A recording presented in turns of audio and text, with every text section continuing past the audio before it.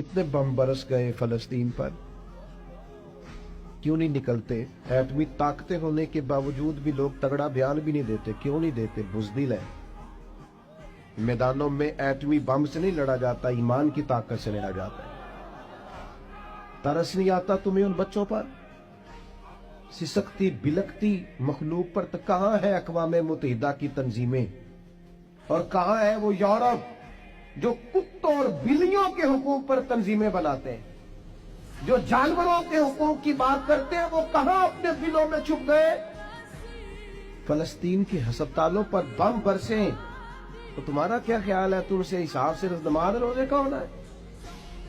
अल्लाह के बंदे तड़पते रहे और रब पूछेगा नहीं? वो जिन हस्पतालों पे बम बरसते हैं वो कौन है? वो जहां जनाजे पढ़ने को कफन मुयस्सर नहीं, वो कौन है? जब वो पूछे